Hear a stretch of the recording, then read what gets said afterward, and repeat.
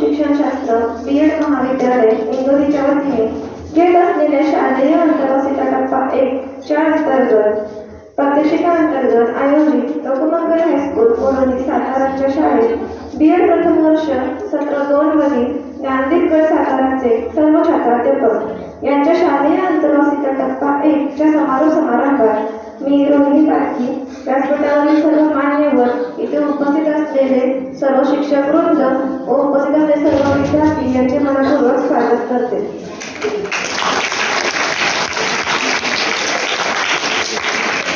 मी मान्यवरांना विनंती करते की त्यांनी दीपप्रज्वलन करावे.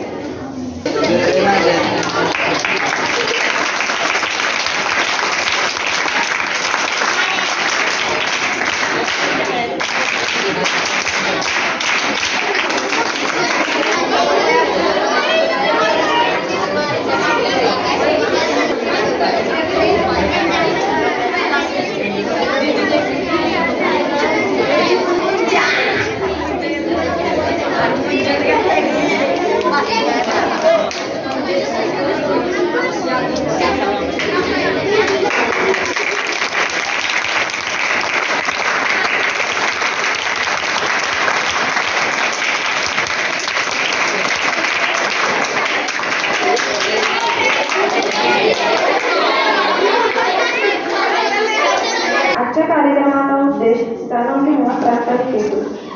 आजचा हा दिवस एक अविस्मरणीय दिवस आहे, कारण आज शालेय अंतर्वासिता टप्पा 1चा समारंभ आयोजित केलेला आहे.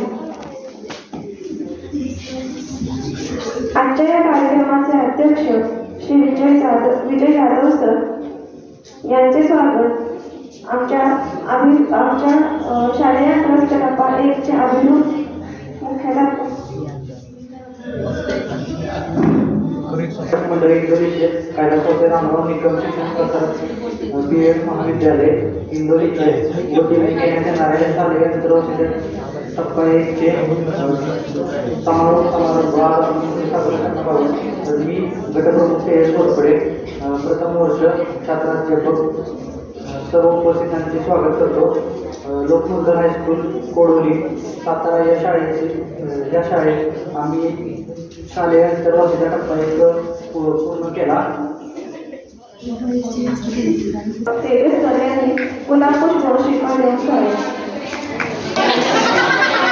डॉक्टर अभिजित पवार सर यांचे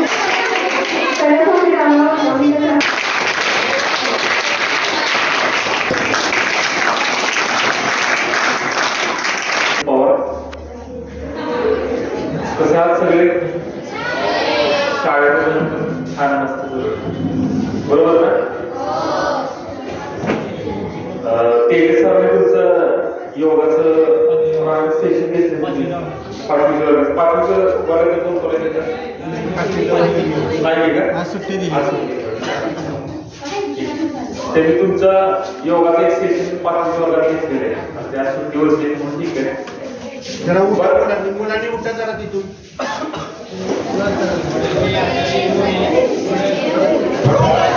कधी केले का तुम्ही?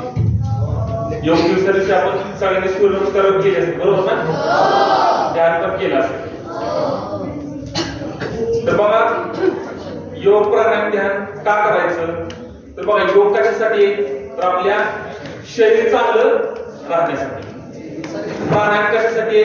तर आपलं फुफ्फुस किंवा आपली रोग प्रतिकारक शक्ती वाढवण्यासाठी.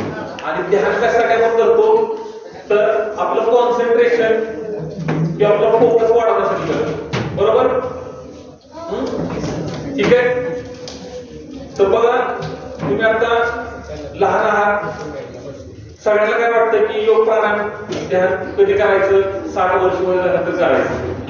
आताच्या वयात काय करायची?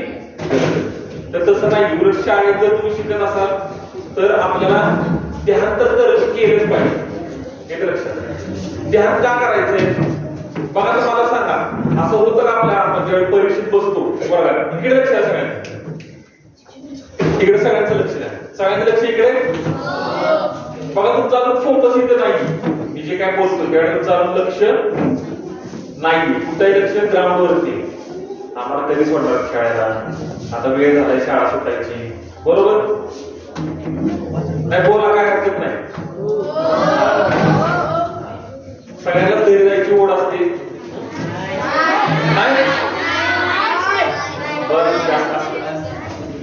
बघा तरी पण तुमचं अजून माझ्या बोलण्याकडे लक्ष नाही किंवा फोकस नाही, कॉन्सन्ट्रेशन नाही.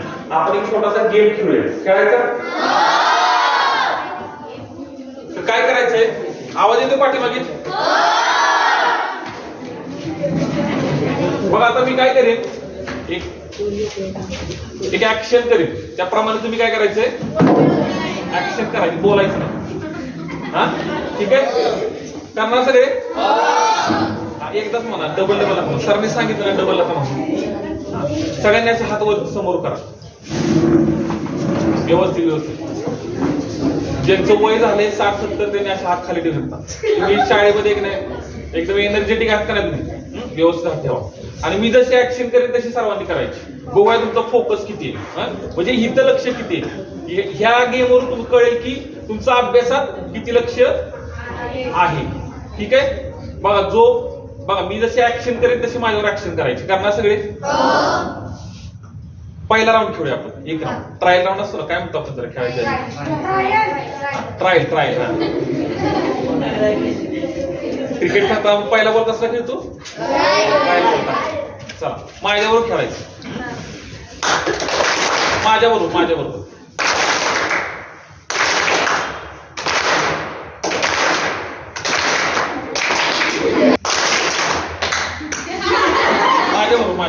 हा चालेल.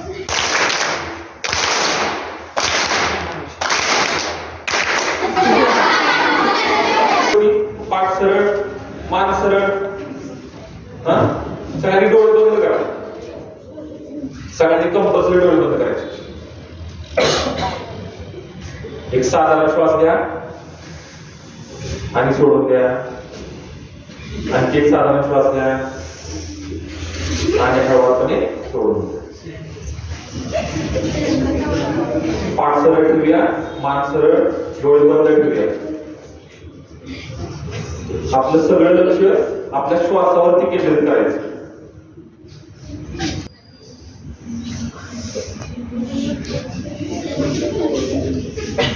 आणखी एक साधारण श्वास आणि हळूवारपणे. आता हळूवारपणे डोळे उघडूया. उघडा डोळे सगळे.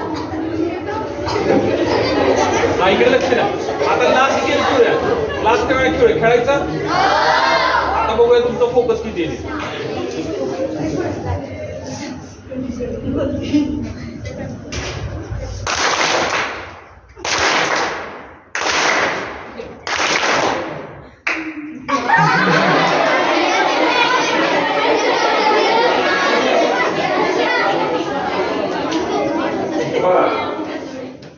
आता तुम्ही फक्त काय केलं? श्वासावरती आपलं लक्ष दिलं. बरोबर? एकच मिनिट, अर्धा सेकंद, 30 सेकंद फक्त तुम्ही शांत बसून राहिला. ठीक आहे? लक्ष द्या. बरोबर बोललो. बरोबर? तरी पण बघा तुमचं किती फोकस लगेच वाढला, कॉन्सन्ट्रेशन लगेच वाढलं.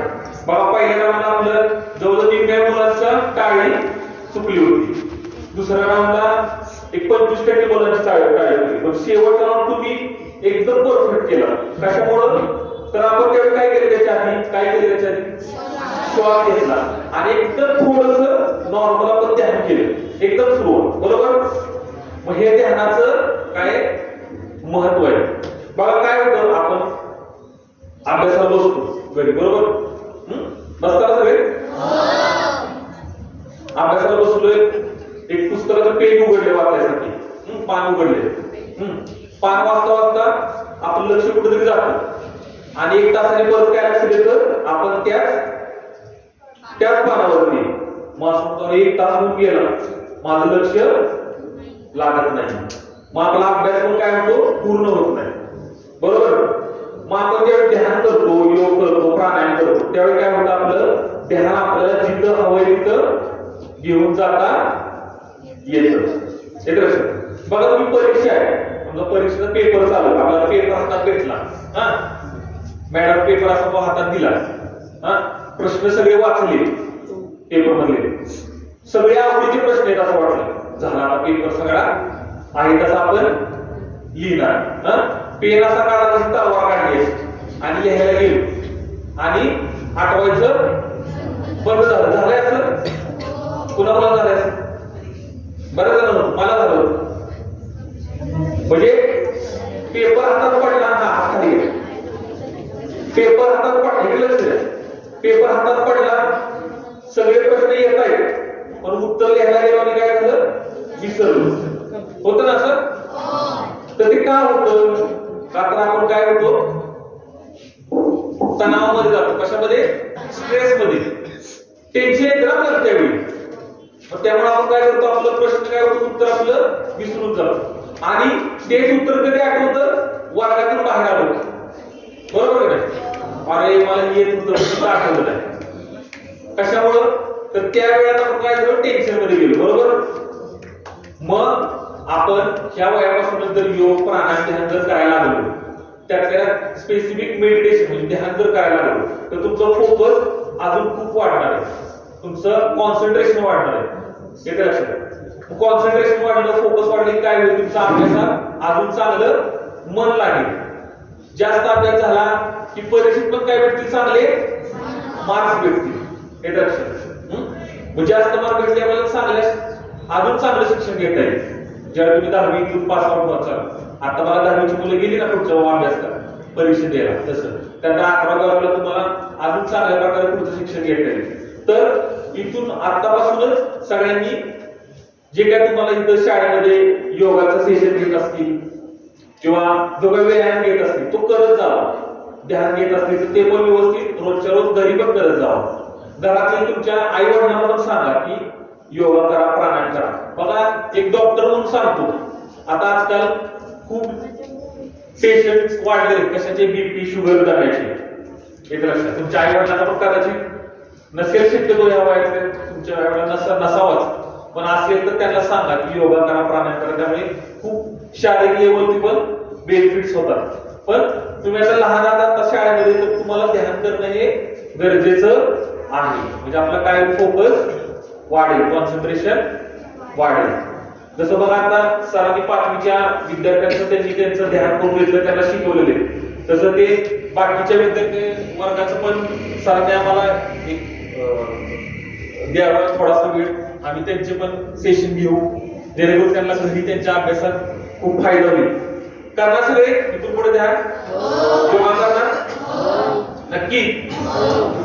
तर इथं मला माझं मनोगत व्यक्त करायला आणि योग प्राणायाम ध्यान याचं महत्व त्याच्याबद्दल संधी दिल्याबद्दल खूप खूप धन्यवाद.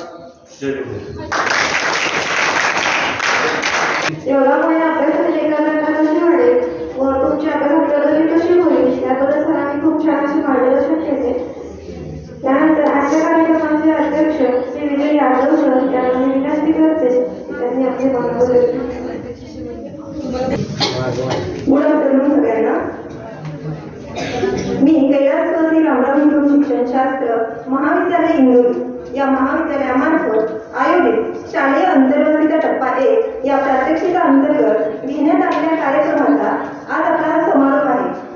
लोकमंगल हायस्कूल MIDC कोरोली साताऱ्याच्या मुख्याध्यापिका माननीय श्रीमती विद्या बाबर तसेच सर्व शिक्षक शिक्षकेतर कर्मचारी यांच्या मदतीमुळे आम्ही हा शालेय अंतर्गतीचा टप्पा 1 हे प्रात्यक्षिक यशस्वीरित्या आज पूर्ण करू शकतो. त्याचा आज हा समारोप कार्यक्रम आहे. थोडं मागून बोला. कैलासवासी रामराव निकम शिक्षणशास्त्र महाविद्यालय इंदोरीचे आमचे प्रेरणास्थान माननीय प्राचार्य पाटील सर तसेच उपप्राचार्या व या कार्यक्रमाच्या मार्गदर्शिका प्राध्यापिका सौ बोर्डे मॅडम यांनी आम्हाला उत्तम असे मार्गदर्शन केले. या शाळेत आम्ही अंतर्गत आम्ही या शाळेत परिपाठ घेतले. येथील मुलांनी आम्हाला खूप छान असा प्रतिसाद दिला. आम्ही यांच्याबरोबर परिपाठ घेतला तेव्हा मला तर आम्ही शाळेत असतानाचे दिवस आठवले. खूप छान वाटले या मुलांबरोबर आम्ही परिपाठ घेतला तेव्हा. त्याच्यानंतर आम्हाला यांच्या वर्गावरती जे आम्ही लेक्चर घेतले मुलांनी आम्हाला भरभरून प्रतिसाद दिला. 5वीच्या वर्गावर तर मी आणि तेजस सर आमचे अभिरूप मुख्याध्यापक आम्ही दोघं गेलेलो. त्यांनी योगा इतक्या उत्तम रीतीने घेतला सरांनी आणि मुलांनी आम्हाला खूप छान प्रतिसाद दिला. मुलांनी सांगितलं तसा योगा केला. आम्हाला फार छान वाटले आणि त्या दिवसामध्ये असा खरोखरच आम्ही असं शिक्षक बनण्याचं एक प्रचिती आली की आम्ही खरोखरच शिक्षक बनलो आहोत. आम्हाला केबिन सुद्धा उपलब्ध करून दिलेली. त्या दोन चार दिवसांमध्ये असं खरोखरच वाटलं मुलांनी आम्हाला इतकी छान अशी साथ दिली. तसेच या शाळेचे शिक्षक इंगळे सर यांनी आम्हाला खूप मोठे सहकार्य केले. या सत्रांतर्गत लागणारी सगळी माहिती मोलाचे सहकार्य त्यांनी आम्हाला केले. त्याबद्दल त्यांचे मी सातारा ग्रुप ज्ञानदीपतर्फे खूप खूप धन्यवाद मानते. इंगळे सरांनी आम्हाला ज्ञानदीप सातारा गटातील एक सदस्य असल्याप्रमाणे मोलाची मदत केली. खरोखर त्या सगळ्या शिक्षकांना खूप खूप धन्यवाद. मी सगळ्यांचे आभार ज्ञानदीप गट सातारा यांच्याकडून व्यक्त करते. ही ऋणानुबंध व आपल्या सदिच्छा अशाच आमच्या पाठी राहू दे. शेवटी दोन ओळी बोलते. ऋणी आहोत आम्ही आपले देतो शब्द सुमनांचा उपहार. ऋणी आहोत आम्ही आपले देतो शब्द सुमनांचा उपहार. आपला मौल्यवान वेळ दिला आम्हासाठी ज्ञानदीप गटाकडून मानते आपले मनापासून आभार. धन्यवाद.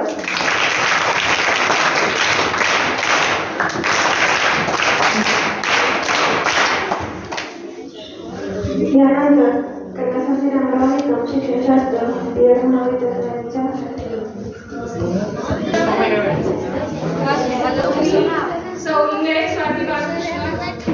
कैलासाची रामराव निकम शिक्षणशास्त्र बीएड अरे मुली बोलतायत कसं काय रे? बीएड महाविद्यालयाची विद्यार्थिनी म्हणजे छात्राध्यापिका आपल्या सर्वांचा आभार मानते. कारण तुम्ही आम्हाला शालेय अंतर्वासीचा टप्पा 1 या अंतर्गत या प्रात्यक्षिकांतर्गत आम्ही जे कार्य करण्यासाठी इथे आलेलो होतो त्याच्यासाठी तुम्ही आम्हाला खूप साथ दिली आणि त्यासाठी तुमचे धन्यवाद. कारण आमचा हा जो टप्पा आहे तो महत्त्वाचा टप्पा होता आणि त्याच्यामध्ये क्षेत्रीय सहभाग, सराव पाठ आणि शालेय अनुभव कार्यक्रम हे सर्व पार पाडण्यासाठी तुम्ही सर्वांनी मदत केली. त्याचबरोबर सर्व लोकमंगल हायस्कूलमधील सर्व शिक्षकांनी आम्हाला मदत केली आणि तो अनुभव घेण्याची आम्हाला संधी मिळाली. त्यासाठी सर्वांचे धन्यवाद. आम्हाला इथं आल्यानंतर शिक्षक कसं बनता येईल किंवा शिक्षक कसा असतो हे बघण्याची, जवळून बघण्याची प्रचिती आली किंवा त्याची संधी मिळाली. त्यासाठी लोकमंगल हायस्कूलच्या मुख्याध्यापिका श्रीमती बाबर मॅडम, त्याचबरोबर ज्येष्ठ शिक्षक श्री यादव सर, श्री पठाण सर आणि आपल्या शाळेतील म्हणजे लोकमंगल हायस्कूलमधील सर्व शिक्षक यांनी आम्हाला जी साथ दिली त्याच्यासाठी सर्वांचे धन्यवाद. शाळेतील आंतरराष्ट्रीय टप्पा 1 आज आमचा समारोप समारंभ आहे. त्याच्यासाठी आज शाळेने जे आम्हाला मोलाचे योगदान दिले त्याबद्दल त्यांचे सर्वांचे धन्यवाद.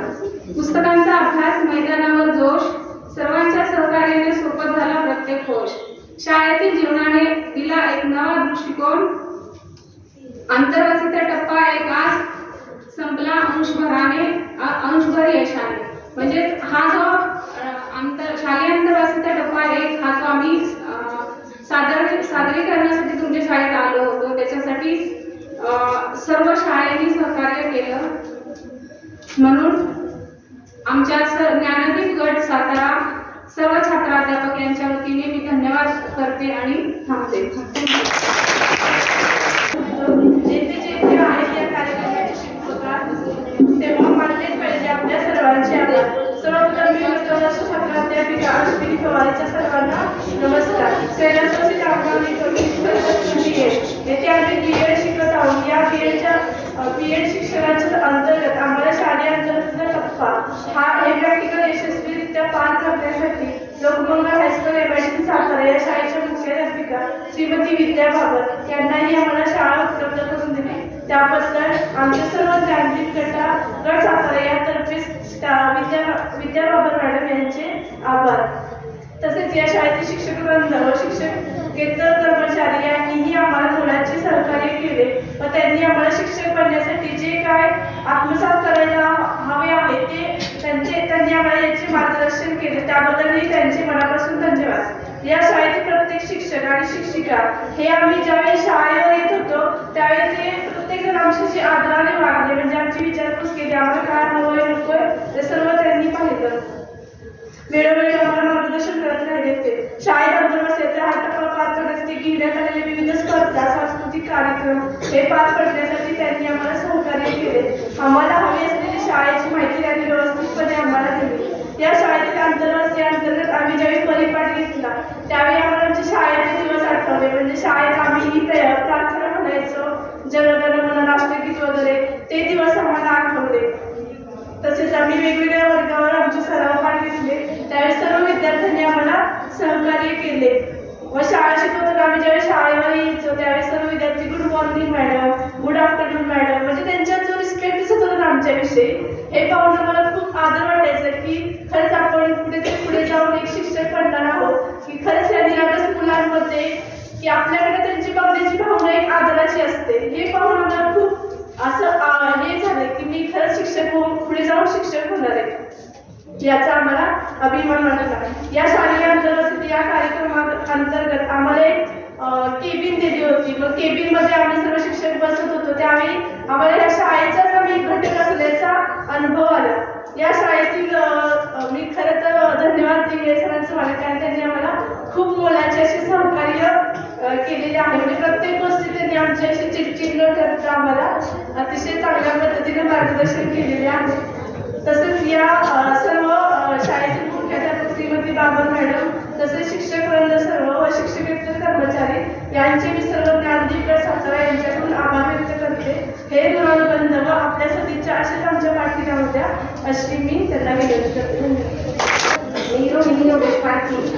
आमच्या कैलासवासी रामराव निकम शिक्षणशास्त्र बीएड महाविद्यालयाअंतर्गत शालेय आंतरवासिता टप्पा 1 यासाठी लोकमंगल हायस्कूल ही शाळा उपलब्ध करून दिली. यासाठी मी या हायस्कूलच्या मुख्याध्यापिका श्रीमती बाबर मॅडम यांचे आभार मानते. तसेच शालेय आंतरवासिता टप्पा 1 यासाठी आम्ही इथे सराव पाठ घेण्यासाठी आलो आणि परिपाठ घेतला.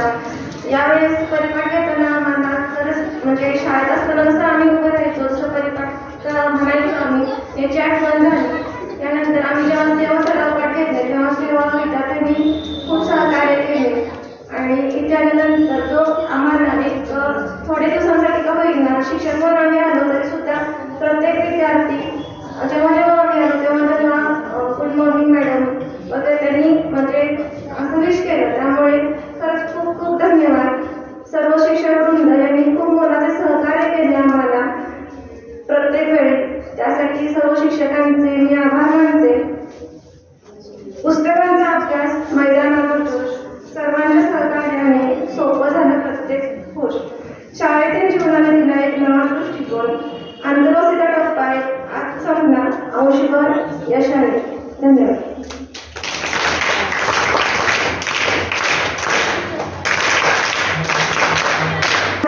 शिक्षणशास्त्र बीएड महाविद्यालयाच्या प्राध्यापिका तसेच मार्गदर्शक सौ बोर्डे मॅडम यांना विनंती करते त्यांनी आपली मनोगत व्यक्त मंडळीचे कै रामराव निकम शिक्षणशास्त्र बीएड महाविद्यालय आणि लोकमंगल हायस्कूल MIDC एरिया यांच्या संयुक्त विद्यमाने आमचा जो आवाज येतोय तुम्हाला समारोह कार्यक्रम आपला इथे संपन्न होत आहे. तुम्ही सर्व बसलेले ते चिमुकले विद्यार्थी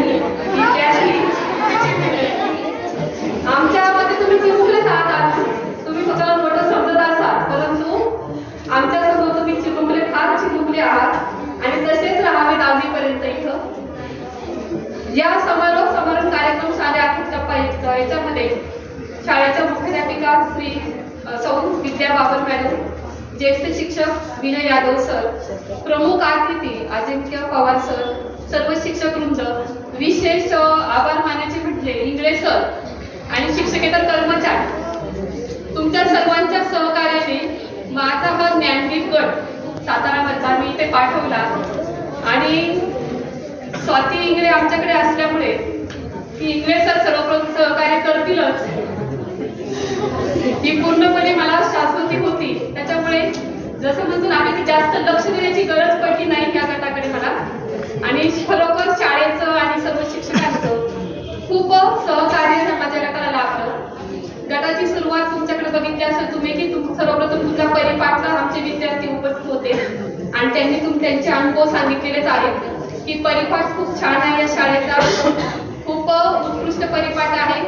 शाळेतील विद्यार्थ्यांना खूप चांगला चांगली शिस्त आहे आणि मला खरोखरच आदर वाटतो या शाळेचा की अगदी MIDC एरियामध्ये आणि इतक्या लांब ठिकाणी या शाळेतील विद्यार्थ्यांना खूप चांगली शिस्त आहे आणि अशा शिस्तप्रिय वातावरणात तुम्ही चांगलं शिक्षण घ्यावं. आमच्या विद्यार्थ्यांनी तुमच्याकडे ज्ञानदीप एक घेऊन आले होते, ज्ञानाचा दीप, जो त्यांचा थोडाफार प्रकाश तुम्हाला त्यांनी दिला असेलच. त्यांच्या शिकवण्यातून, त्यांनी घेतलेल्या तासिकेतून, त्यांनी काही घेतलेल्या तुमच्या स्पर्धा असतील या सर्वातून. आणि तुम्ही खरोखरच या प्रत्येक घटकातून, आता आमचे जे छात्राध्यापक असले जे अजून परिपूर्ण शिक्षक नाही, परंतु तुमचे शिक्षक जे आहेत ते खूप उत्कृष्ट. विजय यादव सरांचं त्या दिवशी थोडंसं 5-10 मिनिटं आम्ही त्यांचं व्याख्यान ऐकलं होतं, की खरोखरच मलाही अभिमान वाटला की अशा शाळेमध्ये खूप चांगले शिक्षक, ज्याला आपण म्हणतो ना हाडाचे शिक्षक, इथे तुमच्या पुढे आहेत आणि त्याचा तुम्ही किती लाभ घ्यायला पाहिजे. 10वी पर्यंत तुम्ही शिक्षण घेणार आहात तर या सर्व शिक्षकांचा तुम्ही जास्तीत जास्त लाभ घ्या, चांगल्या प्रकारे शिक्षण घ्या, ज्ञान घ्या आणि पुढे तुमचा मार्ग जो आहे तो चांगल्या पद्धतीने तुम्ही मार्ग प्रबल करा. आताच मी म्हटलं की शाळेला खूप शिस्त आहे, कुठेतरी माझ्या पुढे मार खाऊ नका. आता काय चक्कर आलं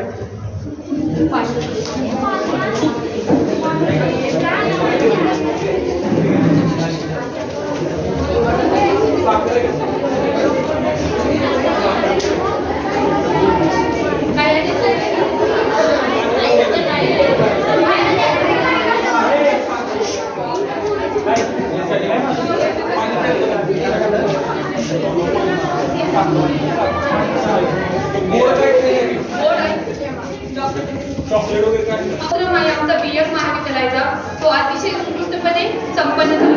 या शाळेत टप्पा 1 मध्ये गटाचे गटप्रमुख तेजस घोरपडे आणि ही सर्व टीम यांच्या अंगात आपण कार्य करत होते. खरोखरच या सर्व उत्साही माझ्या छात्राध्यापकांचं मी खूप खूप अभिनंदन करते की खूप चांगल्या प्रकारे त्यांनी हा टप्पा 1 हा कार्यक्रम उत्कृष्टपणे संपन्न केला आहे. आणि आता जरी आपण म्हटलं आज समारोप कार्यक्रम आहे, परंतु समारोप म्हणजे हा शेवट नसतो, तर पुन्हा नव्याची परत पहाट होतच असते. तर हे ऋणानुबंध सर आपले कायम असेच असतील आणि शालेय अंकाचा टप्पा 2 साठी सुद्धा मी आता आज मुख्याध्यापिका मी उपस्थित नाही आहे, त्यांना पुन्हा मी विनंती करणार आहे की अंकाचा टप्पा 2 साठी सुद्धा आम्हाला की तुमचं जे छान हायस्कूल जे आहे ते पुन्हा आम्हाला उपलब्ध करून द्यावे असे मी एक आश्वासन तुमच्याकडनं घेऊ इच्छिते.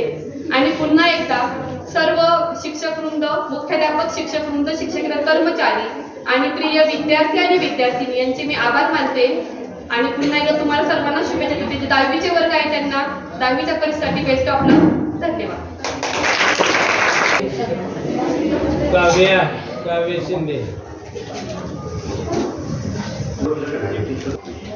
आपल्या या विद्यालयाच्या प्रांगणामध्ये कैलासवासी रामराव निकम महाविद्यालय, BEd महाविद्यालयाचे प्रशिक्षणार्थी तर जे प्रशिक्षणाचा कार्यक्रम म्हणजे टप्पा क्रमांक 1, ज्यामध्ये ते प्रशिक्षणार्थी शिक्षक आपल्या वेगवेगळ्या वर्गांमध्ये येऊन तुम्हाला अध्यापनाचं काम करत होते, त्याच्या समारोपाचा कार्यक्रम या ठिकाणी आयोजित केला. आणि आजच्या या कार्यक्रमाच्या निमित्तानं या महाविद्यालयाच्या उपप्राचार्य बोर्डे मॅडम आणि त्याचबरोबर आजच्या या कार्यक्रमाचे प्रमुख अतिथी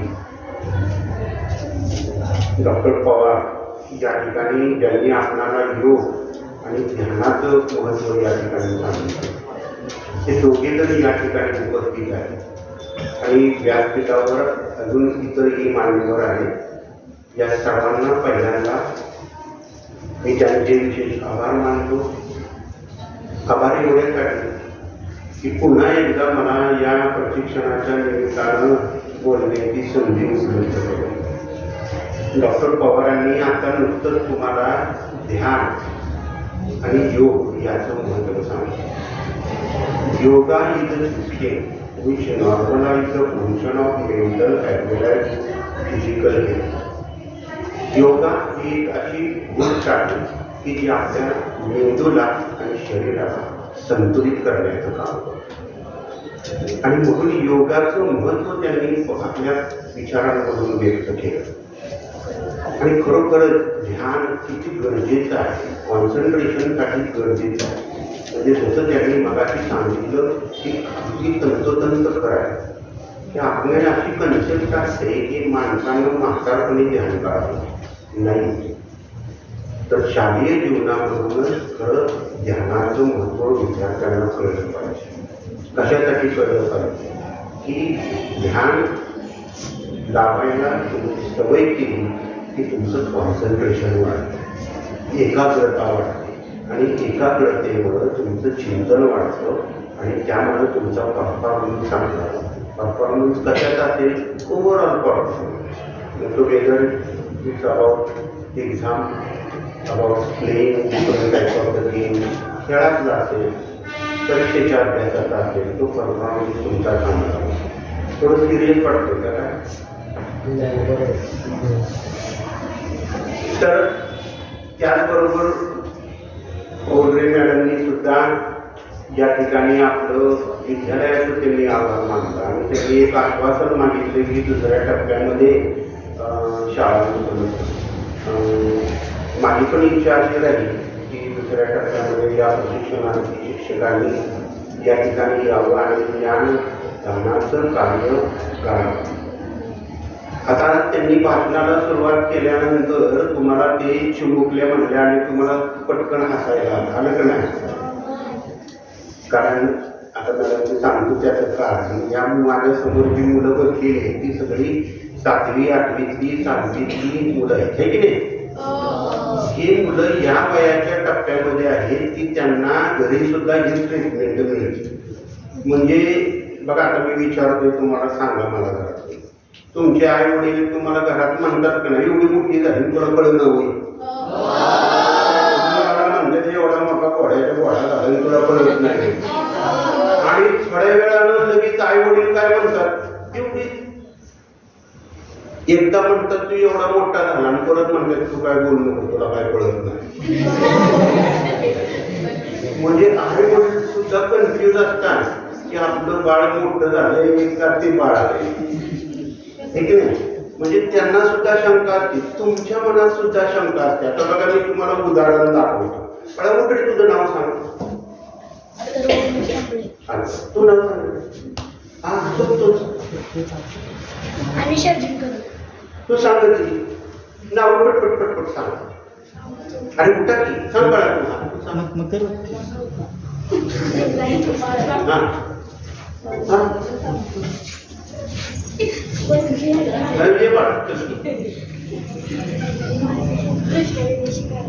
शेवटची मुलगी सांग. त्याच्या तिकडचा मुलगा आला पडदिशी उठा इकडे. ऐका, व्हेरी गुड. नेक्स्ट त्याच्या अलीकडे तो बसा. हे तुम्ही किती विद्यार्थी? तुम्ही किती व्हेरी गुड. तुम्ही किती होता? मला माहिती आहे किती आहे, तरी सुद्धा मी विचार मला काय दाखवायचे, डिफरन्स दाखवायचे तुम्हाला. बघा, या मुलांनी, शिक्षकांना मी सांगतोय जे प्रशिक्षणार्थी येते त्यांनी पहा, या मुलांनी जेव्हा मी नाव विचारलं त्यांनी पूर्ण नाव सांगितलं. डिफरन्स बघा काय. मागच्या मुलांना जी 9वीतली 8वीतली मुलं आहेत, मुली आहेत, त्यांना मी विचारलं तर त्यांनी स्वतःचं फक्त नाव सांगितलं. काय फरक आहे वयात? काय फरक आहे बघा. शिक्षकांना काय कळलं फरक? या प्रशिक्षणार्थी मला सांगावं काय फरक कळला. 5वीतली मुलं कुठून उभं राहून सांगतात माझं नाव विजय जयसिंग यादव, हाताची घडी घालून सांगतात. 4थीतला मुलगा हाताची घडी घालून सांगतो, 3रीतला मुलगा हाताची घडी घालून. 8वी 9वीतल्या 10वीतल्या मुलाला, 11वी 12वीतल्या मुलाला नाव विचारा, तो नुसता सांगणार संजय. का असं का होतं? आता मी सांगतो तुम्हाला, सगळ्यांनी तुम्ही कान घेऊन काय होतं माहितीये का? आता ही मुलं मोठी होऊ लागली, त्यांना स्वतःची ओळख निर्माण करायची, त्यांना स्वतःची स्पेस हवी. आतापर्यंत ही मुलं 5वी पर्यंत 6वी पर्यंत वडिलाच्या नावानं ओळखली जातात. आणि आता जसा तो 8वी 9वी 10वी 11वी 12वीला तो जाणार आहे, तेव्हा त्याला वाटतं की मी कोणतरी आहे, माझी कोणीतरी दखल घेतली पाहिजे, मला वडिलाच्या नावानं नाही ओळखलं पाहिजे, मला कुणाच्या नावानं ओळखलं पाहिजे, माझ्या नावानं ओळखलं पाहिजे. म्हणून जर त्याला कोणी नाव विचारलं तर तो बापाचं नाव सांगत नाही, आडनाव सांगत नाही, यादवाचं पोरग, ही ओळख नको असती त्याला ओळख पाहिजे असती. मला कसं ओळखावं, संजय म्हणून ओळखावं, मला महेश म्हणून ओळखावं, मला स्वाती म्हणून ओळखावं, मला नीलम म्हणून ओळखावं. जशी मुलं तशीच मुली असतात. आणि मी हे का सांगतोय तर या प्रशिक्षणार्थींना या प्रशिक्षणार्थींना ही चाइल्ड सायकॉलॉजी, डॉक्टर इथं बसलेले त्यांच्या समोर मी हे खरं सांगतोय, चाइल्ड सायकॉलॉजी मुलाची कळली पाहिजे. त्यामुळं when you are going to treat the student of standard 8, 9, 10, 11 and 12, from 8 to 10, you have to use the different ways. कारण या वयाच्या मुलाला मुलीला लक्ष देवा मोरे शांत बस, या वयातल्या मुलाला मुलीला मान अपमान निर्माण झाला, त्याच्या इंटरनल एक्सटर्नल चेंजेस होत असतात आणि त्यामुळं त्याच्या बिहेवियरमध्ये चेंज होत असतो. त्यामुळं घरातल्यांना पण कळत नाही. तुमच्या आई वडील तुम्हाला म्हणतात बघा, अहो 6वी पर्यंत लई चांगलं वर्गात हुशार पोरगं होतो आणि आता काय अडचण करायला लागलं काय कळलं म्हणतात का नाही तुम्हाला? लय हुशार होतो ते 5वी 6वी पर्यंत, पण 8वी 9वी पासून काय लक्षच नाही, ऐकतच नाही, उलटच बोलतो. हे का होतं? It's because of their internal and external. आपण सगळेजण या वयामधून गेलो. सो ट्रीटिंग देम, या वयातल्या मुलांना ट्रीट करणं हे फार केअरफुली करावं लागतं आणि that is the first duty of a teacher. लक्षात ठेवा, या शिक्षकांना मी सांगतो की सगळ्यात महत्त्वाचं स्किल तुमचं इथं कामाला येतं की या 9वी 10वीतली मुलं असतील, 11वी 12वीतली असतील, 8वीतली असतील, यांना ट्रीटमेंट द्यायची पद्धत वेगळी, यांना टीचिंगचे स्किल वापरायची पद्धत वेगळी आणि ते स्किल तुम्ही 5वी 4थी 1ली 2रीला तुम्ही वापरू शकत नाही. This is the first thing. Behaviour change, त्या मुलात होणारा वर्तन बदल हा शिक्षकाला समजला आणि समजलाच पाहिजे. आता दुसरी गोष्ट महत्वाची मी या शिक्षकांना आणि त्याचबरोबर समोर बसलेल्या मुलांना पण सांगतो. जेव्हा तुम्हाला वाटेल का ना की सर बातकारा थांबा, तेव्हा मी थांबतो. आता दुसरी गोष्ट महत्वाची काय आहे तर क्लासरूम कंट्रोल. शिक्षकांसाठी how to control the class. How to control the class म्हणजे काय की वर्गावर नियंत्रण कसं मिळवावं. वर्गावर नियंत्रण मिळवण्याची सगळ्यात सोपी बेसिक गोष्ट काय, if your teaching is good there is no need to control the class. तुमचं जर शिकवणं चांगलं असलं की नाही तर क्लास कंट्रोल करा. हे गप्प बस रे, बोल नको रे म्हणायचीच गरज पडत नाही. या शिक्षकाला गप्प बस बोल नको असं कर म्हणावं लागतं. समजून चालायचं की त्याचं टीचिंग चांगलं नाही. जर तुम्ही शिकवायला पुढे उभे आहात तर समोरच्यानी ऐकलंच पाहिजे. That is the impression of your teaching. तसं पाहिजे तुमचं टीचिंग, गरज नाही पडली पाहिजे. आणि हे सगळं मी मला वाटते पहिल्या उद्घाटनाच्या वेळी शिक्षकानं कसं असावं हे मी त्यावेळी पहिल्यांदा सांगितलं आहे. त्यामुळे मी ते पुन्हा रिपीट करत. आता क्लास कसा असावा म्हणजे एखादा शिक्षक चांगला, कुठला शिक्षक चांगला हो. आता मी मुलांना प्रश्न विचारतो की एक शिक्षकांना प्रश्न विचारतो. एखाद्या शाळेमध्ये तुम्ही गेला, शाळेतून इमारतीतून फिरताय, कुठला वर्ग कुठला शिक्षक शिकवणं चांगलं आहे असं तुम्हाला वाटतं? बोलायचं नाही, माझा प्रश्नच कळला. तुम्ही एखाद्या अननोन स्कूलमध्ये गेलेला आहात, एखाद्या अनोळखी शाळेमध्ये गेलाय, फिरताय आणि त्या वर्गामधून या वर्गातून किंवा वर्गाच्या बाहेरून वरांड्यातून फिरताय, कुठल्या शिक्षकाचं तुम्हाला चांगलं वाटेल की बाबा हा वर्ग चांगला आहे, तो वर्ग चांगला आहे, कशावरून डिसाईड करता?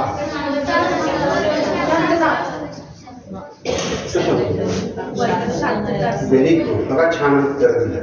ज्या वर्गामध्ये शांतता असेल तो शिक्षक काय आहे?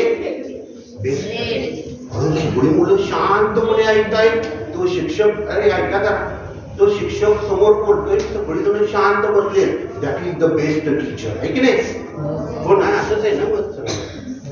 हा, दॅट इज टोटली रॉंग. माझ्या मते किंवा शिक्षणशास्त्राच्या नवीन धोरणानुसार that is the worst teacher. ज्याच्या वर्गातली मुलं सगळी गप्प बसलेली, तो सगळ्यात वाईट शिक्षक आहे, भंगार शिक्षक. एकच शब्द आहे. कारण का ज्या वर्गातल्या शिक्षकाच्या पुढची मुलं शांत बसलीत आणि गप्प ऐकताय, याचा अर्थ he is not a good teacher, he is a bad teacher. Y? का म्हणून? तर आता व्याख्याच बदललेली आहे. जुनी व्याख्या गेली, शिक्षक तोच चांगला ज्याच्या शिक्षकाच्या वर्गातून भरपूर आवाज येतो. कुणाचा? मुलांचा. कुणाचा कमी आवाज येतो? शिक्षकाचा. That is the best teacher. म्हणजे वर्गात चांगला असलेला वर्ग चांगला का? शिक्षक चांगला का? नाही.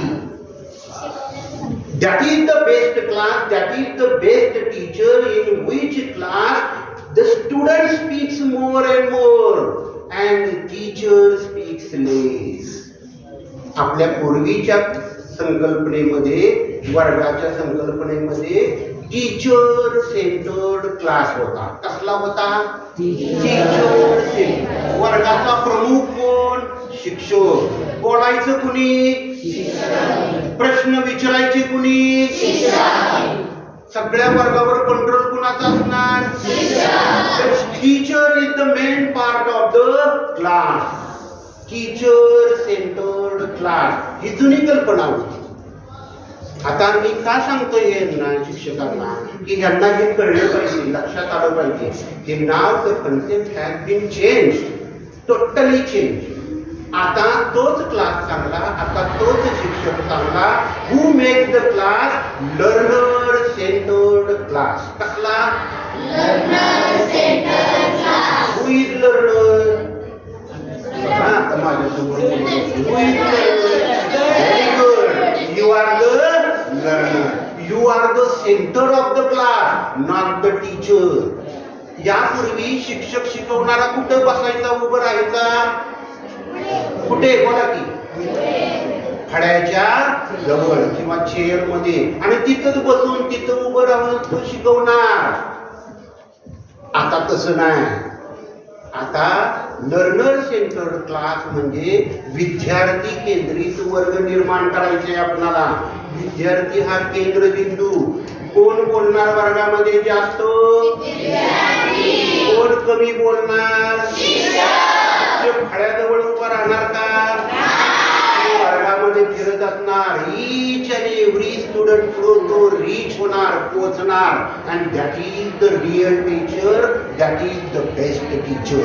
अदरवाईज जो फळ्याजवळ उभा राहतो आणि नुसतं पुस्तकातलं मराठीत भाषांतर सांगतो आणि झाला झाडा म्हणतो, that is worst teacher, bad teacher.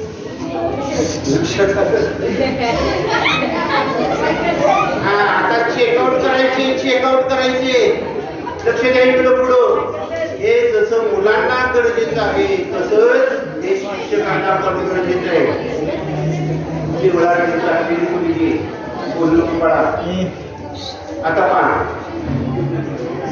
मग आता हा लर्नर सेंटर, मी या शिक्षकांसाठी बोलतोय. या शिक्षकांसाठी तुम्हाला लर्नर सेंटर क्लास बनवायचे, तर you have to prepare yourself first. स्वतःला तुम्हाला तयारी करावी लागणार. जेव्हा तुम्ही एखादा घटक घेताय, जेव्हा एखादा लेसन घेताय,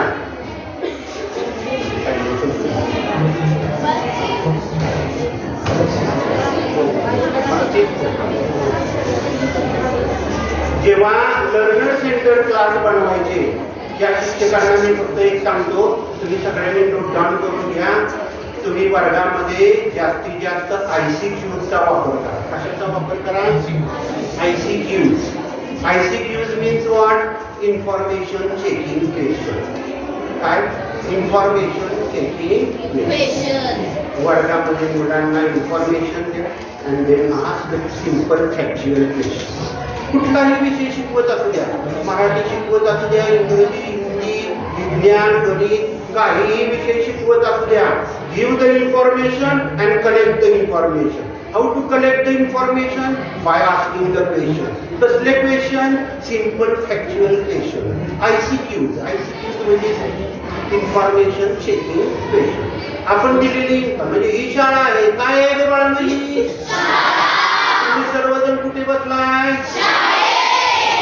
दिस is called information checking question.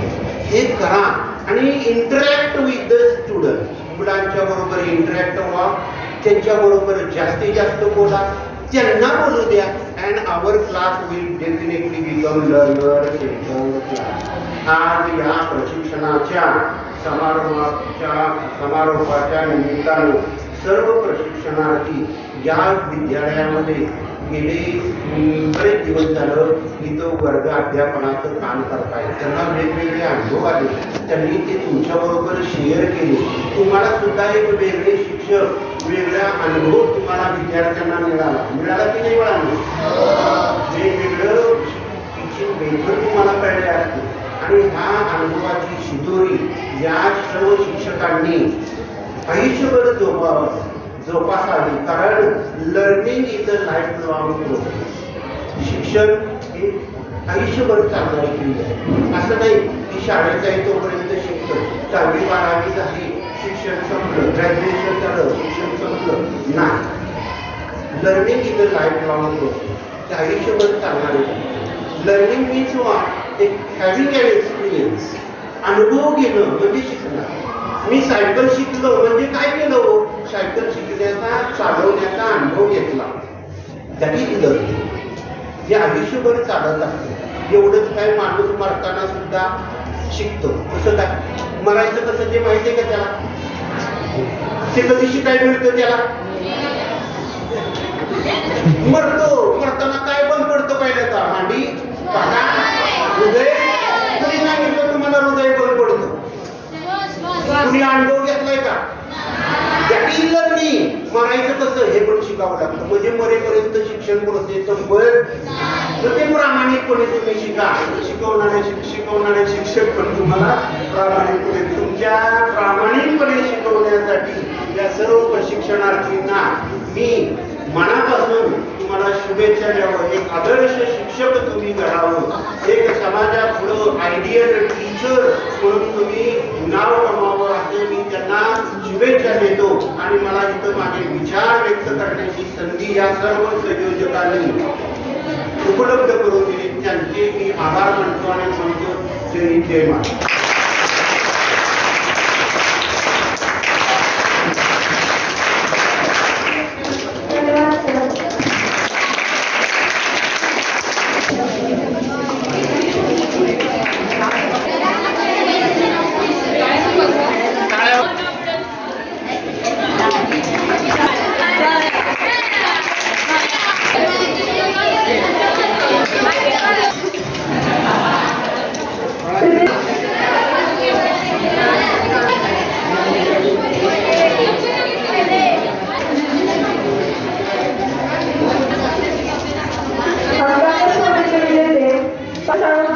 Vijay